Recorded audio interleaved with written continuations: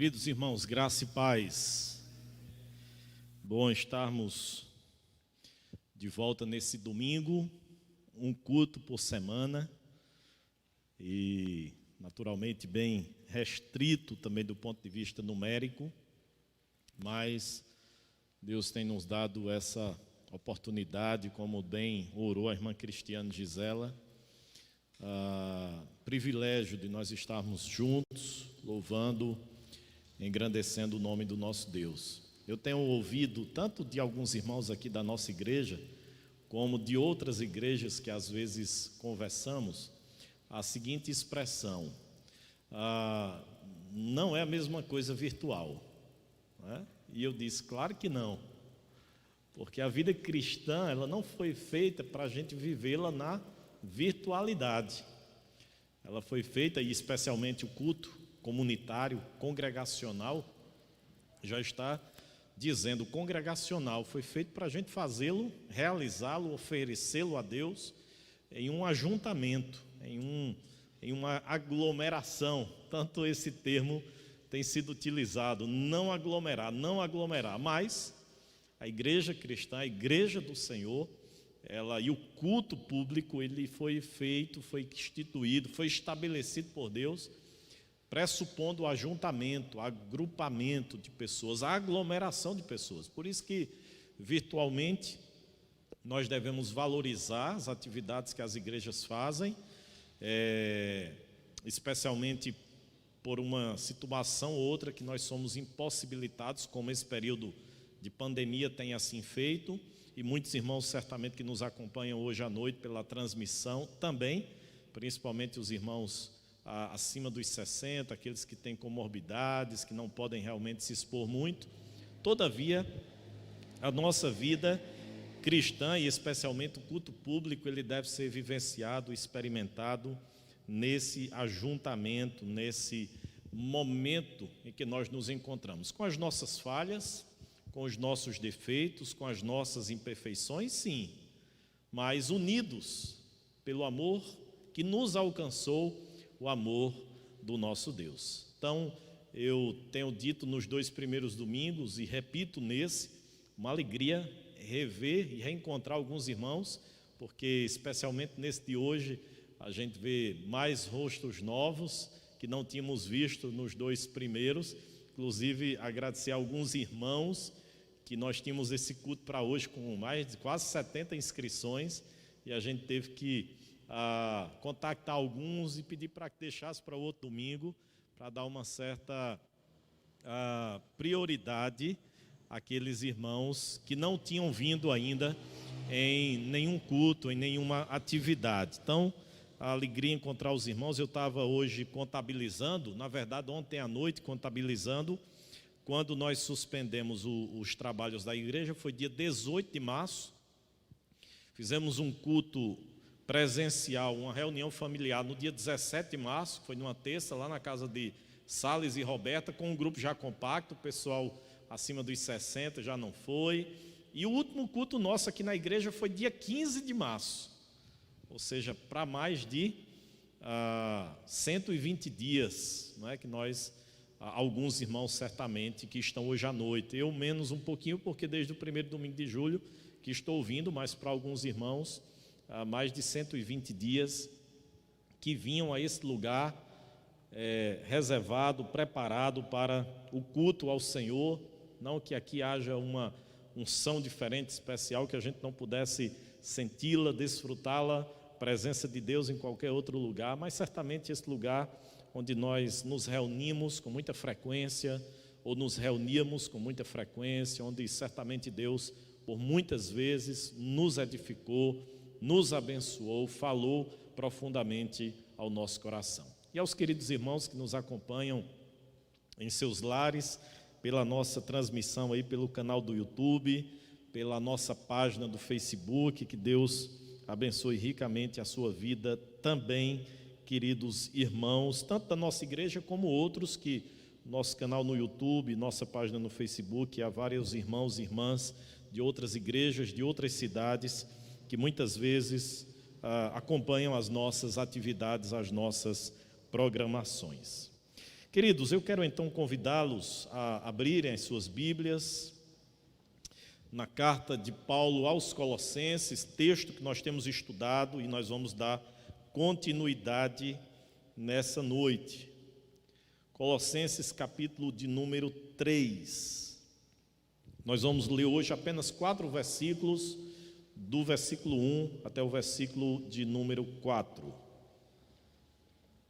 Você que nos acompanha em casa também, pode abrir a sua Bíblia, acompanhar a leitura do texto bíblico e, naturalmente, o estudo que nós faremos nessa noite com base nesse texto da palavra do nosso Deus. Colossenses capítulo 3, aliás, do versículo 1 ao versículo de número 4. Todos encontraram, irmãos? Todos encontraram? A máscara abafa um pouquinho aí, tanto a voz, né, Cristiano, para quem está cantando, como também a leitura e a interação que nós temos, a concordância dos irmãos. Mas dá para a gente caminhar assim. Eu quero então ler com os irmãos conjuntamente. São 4 versículos apenas, vamos ler juntos. Vamos lá? Portanto, se fostes ressuscitados juntamente com Cristo,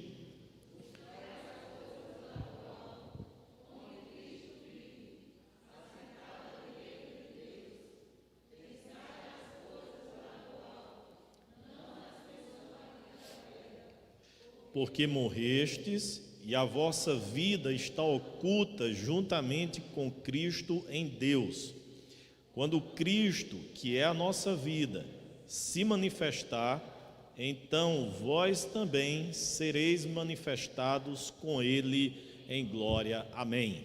Vamos orar, queridos irmãos, vamos pedir a bênção do Senhor para as nossas vidas. Está caindo uma chuva aqui e aí os irmãos que se sentirem um pouquinho incomodados, a água começar a entrar, podem escorar um pouquinho aí a porta ou a janela. Deus, nós te agradecemos, ó Pai, te louvamos pelo privilégio que temos de ser teus filhos, de pertencermos ao teu reino, e nessa noite de nos reunirmos aqui para louvar, para engrandecer o teu nome, para declarar que de fato tu és o Deus soberano, e que absolutamente nada foge do controle da vontade do Senhor. Mesmo quando não compreendemos, mesmo quando não entendemos, mesmo quando a nossa razão não consegue distinguir quais são os propósitos, os planos do Senhor em meio a diversidades, a problemas, a situações complexas, nós e a nossa fé confia e deposita a confiança no Deus que é soberano, que controla, que governa todas as coisas. Por isso, ó Deus, nos ajuda, Pai, a cada dia andarmos com o nosso coração quieto, tranquilo, descansando no Senhor, confiando no Senhor e sabendo que Tu és de fato esse Deus soberano e que absolutamente nada fugiu do Teu controle e da Tua vontade. Preserva o nosso coração, que ele não se deixe ser tomado, ó Deus, por qualquer sentimento nocivo, contrário à Tua lei, mas que o nosso coração esteja sempre submisso à Tua vontade e ao Teu querer, em nome de Jesus. Amém. Amém. Queridos irmãos, há uma matéria publicada por um site intitulado Clique Camacan, e esse site publicou a seguinte matéria: uso da internet cresce 112% no Brasil durante a pandemia. Essa é a manchete da matéria. E aí a matéria descreve o seguinte: o período de isolamento social por conta da pandemia do novo coronavírus levou à adoção de ferramentas para o home office e, consequentemente, a um consumo maior de dados.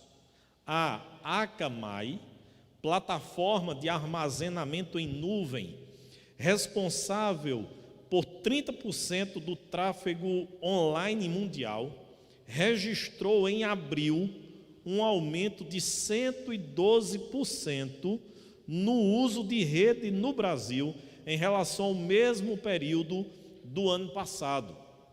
Segundo a empresa, a alta foi causada porque mais pessoas passaram a usar a internet para trabalhar, estudar, fazer compras e se divertir. A comunicação com familiares, amigos, colegas de trabalho e professores por meio de chamadas de vídeo fez plataformas como Zoom, Microsoft Teams e Google Meet ganharem milhares de usuários na pandemia. O NICBR, Núcleo de Informação e Coordenação do Ponto BR, aponta que a qualidade da internet no Brasil segue estável. A velocidade média de download caiu em 17 de março, após os estados anunciarem as medidas de distanciamento, mas voltou ao seu patamar convencional depois da redução na qualidade de serviços de streaming. No relatório mais recente, divulgado segunda-feira, dia 8 de julho, o país registrou em média velocidade de download e velocidade de upload, e o levantamento foi realizado com base em 2.850 municípios brasileiros. Esse é um fato, essa é uma realidade. Não só o Brasil, mas o mundo já vinha conectado, e diante desse isolamento, diante dessa pandemia, o aumento foi exorbitante. Muitas e muitas pessoas conectadas, acessando a sua internet. Porém, queridos, eu gostaria de fazer uma pergunta. E a pergunta que eu faço é: a minha, a nossa conexão com Deus aumentou nesse período de pandemia? Nós sabemos muito bem que o uso de internet cresceu, como disse a matéria, 112% só aqui no Brasil. Imagine no mundo inteiro. Mas a pergunta que nós devemos fazer nessa noite é: e a nossa conexão com Cristo, com Deus, ela aumentou? Ela cresceu percentualmente semelhante ao uso da internet, ou até mais, durante esse período de pandemia? Queridos, o texto que nós acabamos de ler, ele introduz a segunda parte da carta de Paulo aos Colossenses, que para muitos estudiosos é a parte da carta, capítulo 3 e 4, a parte prática da carta. Nós vimos nos capítulos 1 e 2, Paulo, especialmente no capítulo de número 1, lançando os fundamentos da obra e da pessoa de Cristo Jesus, mostrando a supremacia, o governo, o domínio de Cristo sobre absolutamente tudo, aquilo que Ele criou, a criação, e aquilo também que Ele criou por meio da sua obra, a nova criação, porque Paulo diz que Cristo é o cabeça da igreja, é o Senhor da igreja, dessa nova criação, que também foi feita, construída por causa da sua obra, por causa do seu feito naquela cruz do Calvário. Mas Paulo também tratou no capítulo de número 2 sobre o combate àquelas tendências heréticas que faziam parte do falso ensino de Colossos e que ameaçava a igreja. E no domingo passado, então, nós estudamos sobre Paulo combatendo as tendências gnósticas, místicas, legalistas, ascetas, que naturalmente compunham a heresia de Colossos. E agora, a partir do capítulo de número 3 e até o capítulo 4, Paulo vai fazer uma espécie de aplicação sobre tudo aquilo que ele outrora discorreu. Claro, queridos irmãos, que no capítulo de número 1, no capítulo de número 2, nós vimos verdades importantes e essenciais também à vida cristã. Mas especialmente nesses 2 capítulos, ele vai discorrer mais a fundo e vai tratar isso de maneira mais prática, mais aplicável ao dia a dia, à vida dos crentes. E eu quero convidá-los para que a gente, olhando especialmente para esses 4 primeiros versículos, que a gente medite, queridos, sobre o seguinte tema: a conexão com Cristo. E, em primeiro lugar, a conexão com Cristo está fundamentada em sua morte e ressurreição. E eu quero que você, por gentileza, volte os seus olhos para o texto, para a Bíblia Sagrada. Percebam que Paulo inicia o capítulo de número 3 falando sobre a união com Cristo. União esta que fora iniciada quando? O capítulo de número 2, volte os seus olhos aí para o texto, especialmente versículo de número 6, Paulo diz: portanto, assim como vocês receberam Cristo Jesus, o Senhor, continuem a viver nele. E a gente estudou aqui versículos 6 e 7 de Colossenses 2, quando Paulo diz: quando vocês receberam, quando foi isso? No momento da conversão, no momento da regeneração. Naquele momento, vocês receberam Cristo e a partir daquele momento, vocês foram unidos a Cristo. Vocês agora foram conectados a Cristo. Vocês agora foram reconciliados com Cristo. E é claro, queridos, que Paulo tem em mente que somente aqueles que creem na obra de Cristo é que têm as suas vidas conectadas, unidas, aproximadas de Cristo. Porque enquanto não se crê, enquanto não se passa pelo novo nascimento, o homem está em inimizade com Deus, distante de Deus por causa do seu pecado. E Paulo então diz: olha, vocês estão unidos a Cristo, vocês estão conectados a Cristo, mas essa união, essa conexão tem um fundamento. E qual é o fundamento? É a morte e a ressurreição de Jesus. Olha o que diz o versículo de número 1. Portanto, se fostes ressuscitados juntamente com Cristo. A tradução atualizada, revista e atualizada, que nós temos em mãos aqui nesse momento, usa essa expressão se, dando a ideia de uma possibilidade. Mas, na verdade, a melhor tradução seria esta: uma vez que vocês ressuscitaram. Já que vocês ressuscitaram. Paulo não está tratando como uma possibilidade. Paulo está tratando aqui como uma certeza. Já que vocês ressuscitaram com Cristo, agora vocês devem ter uma vida como Ele requer. E é isso, naturalmente, que ele vai fazer a partir do versículo de número 5. Descrever como deve ser o viver cristão. Mas Paulo também mostra, queridos irmãos, que essa conexão se deu por meio da ressurreição de Jesus.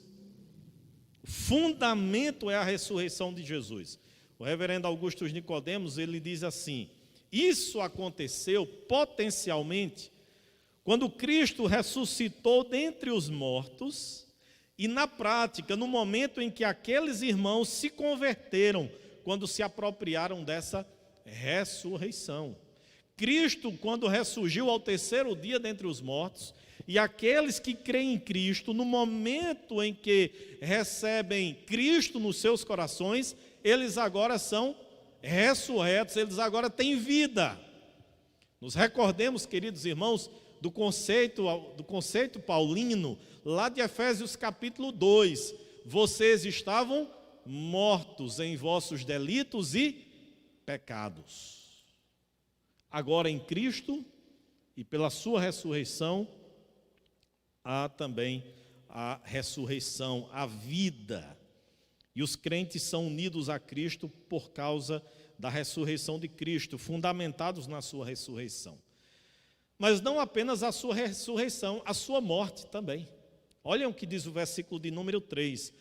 Porque morrestes e a vossa vida está oculta juntamente com Cristo em Deus. Agora o autor sagrado aqui, ele volta os seus olhos, queridos irmãos, para a morte de Cristo. E ele volta os seus olhos para a morte de Cristo tendo uma convicção: a morte de Cristo, ela foi substitutiva. O que é que significa isso? Significa que Cristo legalmente é o representante dos eleitos, daqueles que obtêm o perdão dos seus pecados. Eles obtêm porque Cristo assumiu o lugar deles naquela cruz, naquele madeiro. Quando a gente lê os capítulos 6, 7 e 8 de Romanos, nós percebemos, queridos irmãos, o apóstolo Paulo mostrando a representatividade de Cristo. Ele diz: ora, por um só homem, o primeiro Adão, entrou o pecado e entrou a morte no mundo. E por meio de um só homem, o segundo Adão, Cristo, veio também a salvação, o perdão de pecados, a reconciliação, a vida. Então Paulo mostra lá em Romanos capítulo 6, 7 e 8, que Cristo é esse representante legal que sofre uma morte substitutiva. Mas Cristo também não é apenas o representante, ou a morte de Cristo não apenas é algo que nos representa, mas algo que nos identifica também.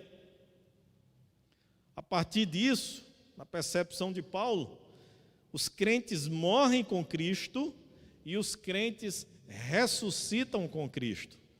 Nos recordemos de Paulo também escrevendo a sua carta aos Coríntios, quando na primeira carta, no capítulo de número 15, ele disse: se Cristo não ressuscitou, é vã a vossa pregação, é vã a vossa fé. Porque Cristo e a ressurreição de Cristo é a garantia, é o penhor de que um dia todos aqueles que creem em Cristo ressuscitarão também. O Esbis, comentando esse versículo, ele disse: não apenas Cristo morreu por nós, substituição, como também morremos com Ele, identificação. Cristo não apenas morreu pelo pecado, levando sobre si o castigo, como também morreu para o pecado, rompendo o seu poder. Então, queridos, a conexão com Cristo, primeiramente, está fundamentada na sua morte e ressurreição. Segundo lugar, a conexão com Cristo redireciona a cosmovisão. E eu quero que você olhe comigo o texto. Primeiramente, queridos, definir o que é cosmovisão, o que é esse termo que muitas vezes nós ouvimos falar. É algo muito básico. Cosmovisão é a maneira com a qual a pessoa enxerga o mundo. É a maneira como a pessoa entende, compreende os acontecimentos da existência humana. É uma espécie de óculos, de lentes com as quais nós lemos, com as quais nós enxergamos a vida, o mundo, a existência. E observem o que é que Paulo diz no versículo de número 1, depois dele fundamentar a união com Cristo, a conexão com Cristo. Portanto, se fostes ressuscitados juntamente com Cristo, façam o que agora? Buscai as coisas do alto, onde Cristo vive, assentado à direita de Deus. Versículo de número 2. Pensai nas coisas do alto, não nas que são aqui da terra. Queridos, Paulo usa esses dois verbos, buscar, pensar, e tanto um como o outro remetem à mesma direção. E qual é a direção? As coisas do alto. Busquem, pensem, as coisas do alto. E o que são as coisas do alto? O que é que Paulo quis dizer aqui com isso? reverendo Augusto diz que Paulo estava aqui dizendo o seguinte: o pensamento do cristão tem de ser sempre dirigido às coisas de cima. E é isso que faz a diferença entre o crente e o descrente. Aqui Paulo, no versículo 2, irmãos, estabelece dois contrastes: as coisas do alto e as coisas da terra. Pensem nas coisas do alto, busquem as coisas do alto, onde Cristo vive, onde Cristo está à direita do Pai, e não nas coisas da terra, não nas coisas terrenas. Aqui Paulo se referia objetivamente às coisas terrenas. Vamos nos recordar do que ele tratou no capítulo 2. Quando os gnósticos, ou o embrião do gnosticismo, quando os legalistas, quando os místicos, eles introduziam regras, normas, preceitos humanos, afirmando que aquela era uma maneira, uma forma de se alcançar a salvação e o aperfeiçoamento, a santificação, onde Paulo diz: isso não serve de nada contra a sensualidade. Paulo mostra que a observância dessas regras, dessas normas, dessas instituições humanas, elas não têm valor nenhum no que diz respeito à purificação, à santificação do caráter da pessoa do cristão. Então Paulo diz: queridos, busquem as coisas do alto, as coisas de Deus, não as coisas de homens. Não a observância dessas normas, dessas regras, porque elas não têm valor. Hendricks diz que a ênfase aqui não recai sobre o pensar ou o buscar. A ênfase aqui, segundo Hendricks, recai sobre o objeto a ser buscado, o objeto a ser pensado. E qual é o objeto a ser buscado?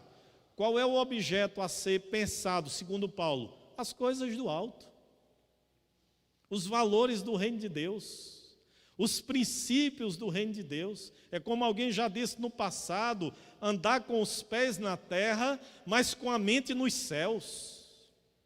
É entender a cidadania terrena, mas ao mesmo tempo entender a cidadania celestial.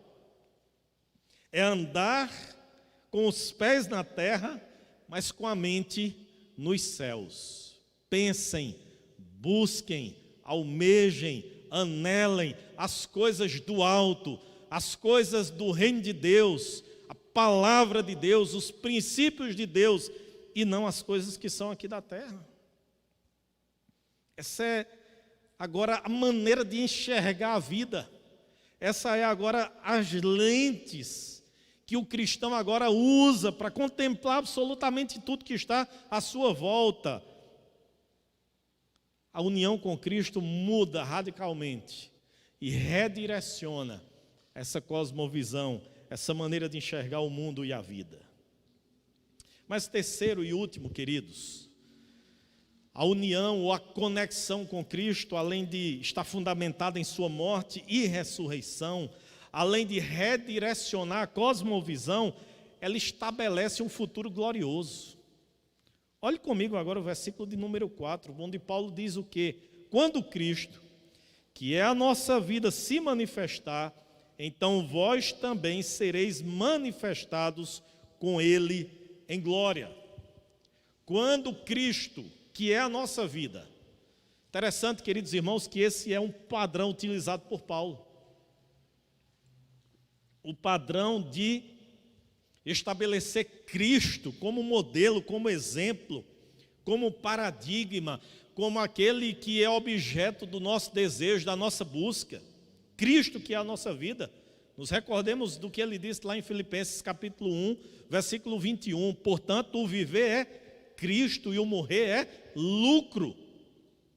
E aqui Paulo introduz esse versículo 4, dizendo: quando Cristo, que é a vossa vida, ou que é a nossa vida, se manifestar, nós também seremos manifestados com Ele em glória. Hendricks diz que Paulo aqui está fazendo uma alusão objetiva, direta, à segunda vinda de Cristo. Aquele dia chamado Dia do Senhor. E ele diz assim: no dia de sua segunda vinda, um dia conhecido apenas por Deus, Cristo, nossa vida, se manifestar, seus atributos de majestade e poder forem publicamente expostos, então os colossenses também serão manifestos com ele. A sua justificação pública e a sua glória coincidirão com a dele. A igreja de Colossos poderia não estar sendo tão... A sua união, a sua conexão com Cristo poderia não estar tão nítida, tão aparente para os habitantes daquela cidade, mas quando Cristo se manifestar na sua segunda vinda, eles, os irmãos de Colossos, também seriam manifestados com ele, seriam expostos com ele, de maneira que todos aqueles que estiverem perante o grande dia de Deus conhecerão e saberão, aqueles que de fato estão unidos a Cristo e aqueles que não estão unidos a Cristo, porque o próprio Cristo disse: muitos em meu nome, dirão naquele dia: Senhor, em teu nome nós fizemos milagres, nós expelimos demônios, e o Senhor dirá para eles: nunca vos conheci, apartai-vos de mim. E aí Paulo diz: olha, naquele dia, no dia da segunda vinda de Cristo, então todos os verdadeiros crentes serão manifestos juntamente com Cristo. E aí, queridos irmãos, que futuro glorioso a união com Cristo garante àqueles que creem nele. O futuro onde o seu fim, o seu destino é algo certo, é algo claro. Reverendo Augusto diz que, por enquanto, as pessoas não veem muita diferença entre os cristãos e o restante da humanidade. Nós nos vestimos e trabalhamos como os outros, torcemos por um time de futebol, frequentamos restaurantes, namoramos, nos casamos, criamos filhos e estudamos como os demais. Logo, em certos aspectos, nem sempre essa vida, essa união, essa conexão com Cristo é evidente. Mas no dia da segunda vinda de Cristo, quando Ele se manifestar, o mundo não conhecerá somente a Ele, mas também conhecerá a igreja. Isso não quer dizer, porém, que os cristãos não devam fazer diferença neste mundo. Queridos, a união com Cristo nos oferece, nos aponta, nos garante, nos mostra um futuro glorioso. E esse futuro é a manifestação da igreja juntamente com Cristo quando Ele regressar uma segunda vez. À luz dessas verdades, queridos irmãos, que lições a gente poderia tirar para a gente? E eu começaria dizendo, irmãos, que nós temos um grande privilégio. O privilégio de nós estarmos unidos, estarmos conectados a Cristo Jesus. Nós que outrora éramos inimigos. Às vezes as pessoas se incomodam com essa verdade, porque o nosso coração ele é orgulhoso e ele não é ávido por recebermos expressões que nos diminuam, mas essa é a verdade bíblica. Outrora nós éramos inimigos de Deus, estávamos distantes de Deus, afastados de Deus por causa do nosso pecado. E agora o apóstolo Paulo nos mostra e nos ensina aqui que aqueles que creem em Cristo, que creem na sua obra, eles são unidos, eles são conectados, eles são aproximados, eles são feitos filhos de Deus. E eu me recordo de uma expressão de Paulo usada na carta aos Gálatas, quando ele diz e fala sobre essa ideia de distância que tínhamos quando não tínhamos Cristo, e agora a aproximação, onde ele diz: nós somos feitos filhos de Deus, pertencemos à família de Deus e podemos chamá-lo de Abba Pai, Paizinho querido. E o importante, queridos irmãos, é que essa conexão, essa união com Cristo, ela não é feita, não é fundamentada nas nossas obras, nos nossos méritos. Jesus fez absolutamente tudo por nós na cruz do Calvário. Aqueles irmãos de Colossos não precisavam adicionar nada, a obra de Cristo é suficiente. Crer nessa obra é o que nos é necessário, é o que nos é requerido, apenas crer na obra de Cristo, mas ela é suficiente para nos conectar ao Pai. Segunda lição, queridos, nós devemos enxergar o mundo com as lentes da Bíblia. Não analisamos nada que acontece em nossa vida, seja no âmbito da sua particularidade, seja no âmbito da sua coletividade, nada deve nos fazer enxergar os acontecimentos de uma maneira secularizada, mundanizada, pagã. E aí eu queria que a gente pudesse pensar um pouquinho. Lendo essa pandemia com as lentes da Bíblia, da Escritura, do ponto de vista privado, particular, da minha vida, da sua vida, o que toda essa pandemia, toda essa situação tem a me ensinar,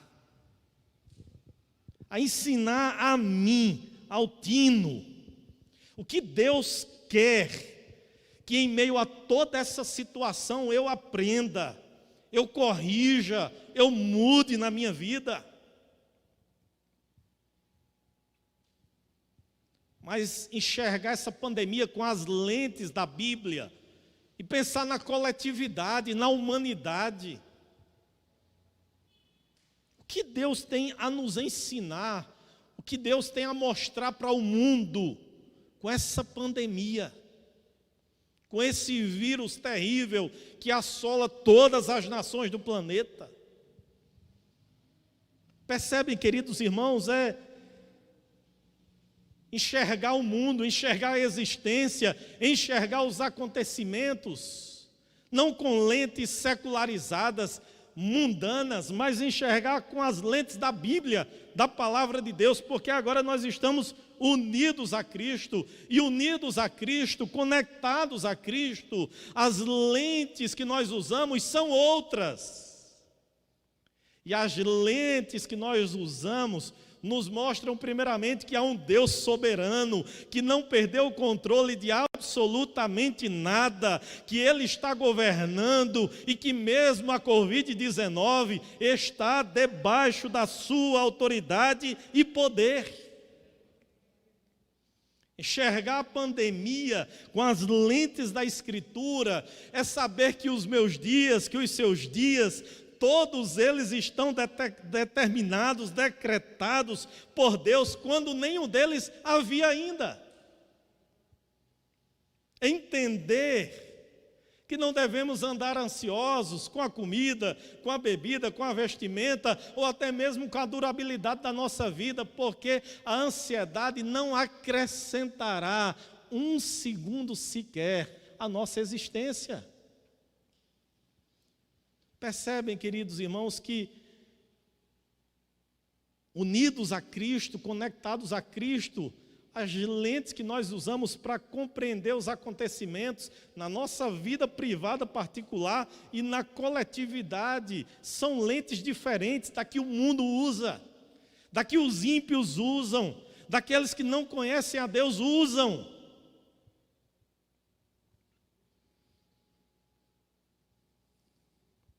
Terceira aplicação, queridos, é que o crente, aquele que crê em Jesus, não é alguém que anda sem rumo e sem destino. Quem crê em Jesus, enquanto vida tem, não anda desgovernado. Ele tem um rumo, ele tem um leme que governa a sua vida, que conduz a embarcação do seu coração. É a palavra de Deus. Mas quem crê verdadeiramente em Jesus também sabe para onde está caminhando. E sabe, como até cantamos uma canção, quando a morte enfim chegar, nós temos um destino certo. E esse destino chama-se a casa do Pai. Um retorno à casa do Pai. Queridos, a nossa esperança, ela não está fundamentada em homens. Por mais influentes, poderosos que eles sejam. A nossa esperança está fundamentada na palavra do Senhor, na palavra daquele que não é homem para mentir, nem filho do homem para se arrepender. E ele fez uma promessa belíssima: um dia ele voltará em glória, em poder, em majestade, em autoridade, como supremo juiz de todas as nações. E nesse dia todo joelho vai se dobrar e toda língua vai confessar que Ele é o Senhor, para a glória do Pai. Essa é a garantia, esse é o futuro glorioso daqueles que creem verdadeiramente em Jesus. É por isso que há uma canção gospel, bem atual e moderna, que diz assim: estou aqui, ou estou de passagem aqui. E esse não é meu lugar. Deus preparou para mim um novo lar. O céu é o meu lugar. O céu é o meu lugar. O céu é o meu lugar e é para lá que eu vou. Nós não andamos aleatórios. As coisas na nossa vida não são casuais. Nós estamos caminhando com um rumo, com um destino muito certo. A morada eterna que o Senhor preparou para todos aqueles que confiam verdadeiramente nele. E eu quero concluir, queridos. Eu quero concluir fazendo uma pergunta. E a minha pergunta é: nesse tempo de pandemia, sua conexão com Cristo aumentou? Sua comunhão com Cristo aumentou? Seu relacionamento com Cristo aumentou? Queridos, que nesse período de pandemia que nós não superamos ainda, mas que estamos a vivê-lo, mas que tenha sido um tempo onde a gente tenha lido mais a Bíblia, tenha sido um tempo onde a gente tenha orado mais, tenha sido um tempo onde a gente tenha jejuado mais, tenha sido um tempo onde a gente tenha perdoado mais, tenha sido um tempo onde a gente tenha pedido mais perdão, tenha sido um tempo onde a gente tenha evangelizado mais. E eu pergunto, será que esse tempo de mais de 120 dias que já estamos a viver de pandemia, a nossa união, a nossa conexão, o nosso relacionamento com Cristo aumentou? Porém, queridos, se não fizermos isso até hoje, nós temos a oportunidade de, a partir de hoje, nos conectarmos mais ao Senhor Jesus. Talvez até mesmo desvincularmos um pouquinho mais a nossa vida do mundo virtual e nos conectarmos mais com aquele que não é virtual e aquele que é presencial, não apenas aqui no templo, mas em qualquer lugar onde nós estivermos. Em nossa casa, no nosso quarto em secreto, andando, caminhando, trabalhando, onde quer que nos encontremos. A presença de Jesus está em nossas vidas. Que a gente supere, queridos, esse tempo e que esse tempo nos traga um desejo maior de estarmos conectados a Cristo Jesus, o nosso Senhor. Que Ele nos abençoe. Amém. Amém. Vamos orar, queridos irmãos.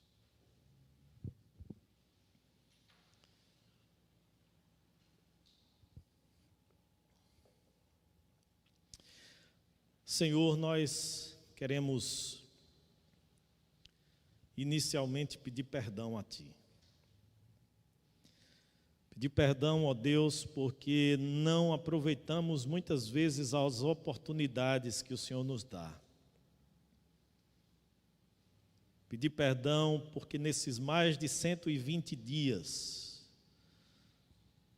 nós não lemos a Bíblia como deveríamos ter lido. Nós não oramos como deveríamos ter orado. Nós não nos arrependemos dos nossos pecados como nós deveríamos ter nos arrependido. Nós não nos reconciliamos com o nosso próximo como nós deveríamos ter feito.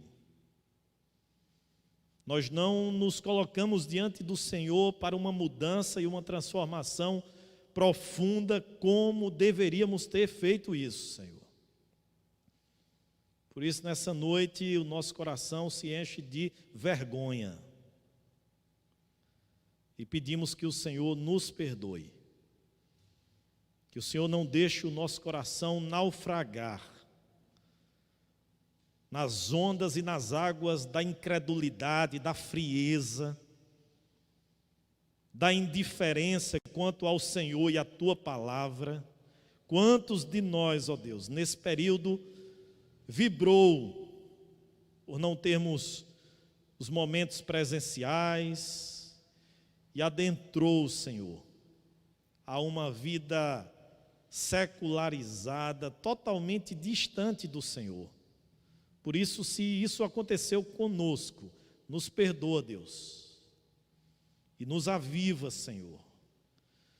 Nos faz enxergar a necessidade que temos de correr urgentemente para os Teus pés, reconhecendo o nosso pecado, reconhecendo a nossa miséria, reconhecendo, ó Pai, que se fosse por merecimento, essa pandemia não seria ainda digna de cumprir os Teus propósitos, porque muitas vezes os homens são maus para com o Senhor.